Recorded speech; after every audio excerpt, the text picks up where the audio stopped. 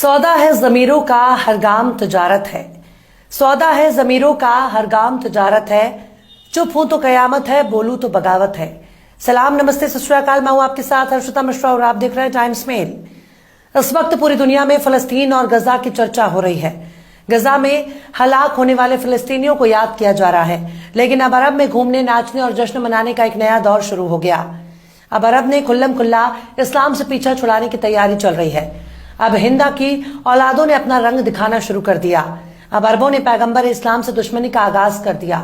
अब अरब ने कुरान से अपनी दुश्मनी की शुरुआत कर दी है। अब अरब के जुब्बे वाली कौम ने अपने हरकतों से जाहिर कर दिया कि अब उनके सीने से ईमान खत्म हो चुका है। अब अरबों ने पैगंबर की शरीयत से डरना ही छोड़ दिया।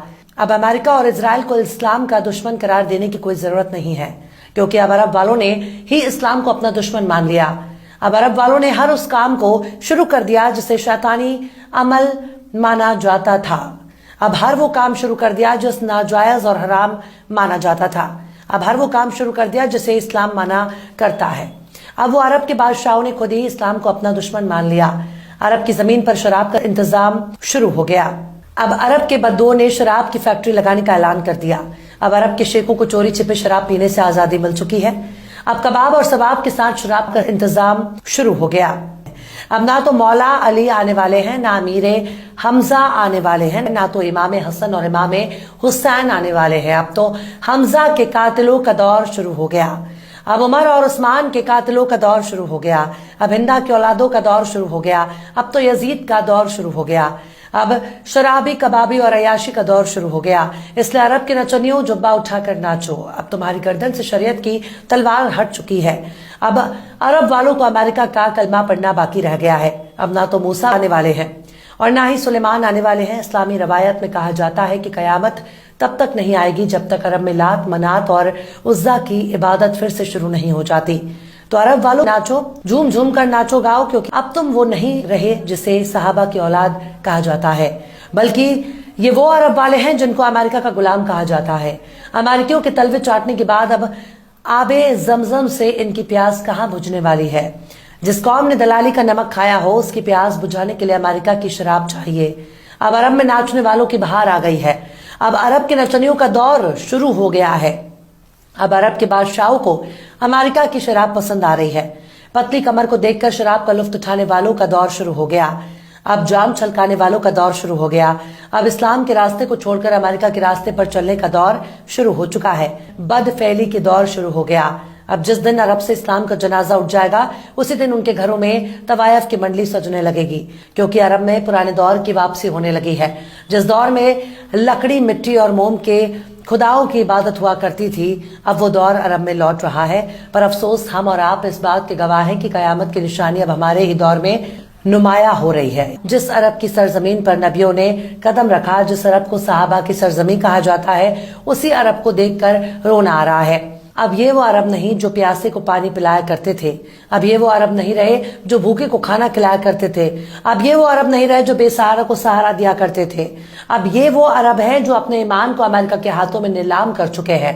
उन्होंने उसी दिन अमेरिका की गुलामी कबूल कर ली थी जिस दिन इन लोगों को उस्मानी तुर्कों से बगावत करके छोटे छोटे मुल्क बना लिए। अब अरब वाले डॉलर के लिए कुछ भी बेच सकते हैं। अब बहन, बेटियों और बीवियों को नाचने में अरबों का दूर दूर तक कोई सानी नहीं रहा। इनका पर्दा उसी वक्त फाश हो चुका था जब इन लोगों ने फलस्तीन के मुद्दे पर बिल्कुल नाकारा साबित हो गए। एक तरफ गजा पर इजराइल बमबारी कर रहा था, तो वहीं दूसरी तरफ सऊदी अरब में रियाद फेस्टिवल मनाए रहे थे।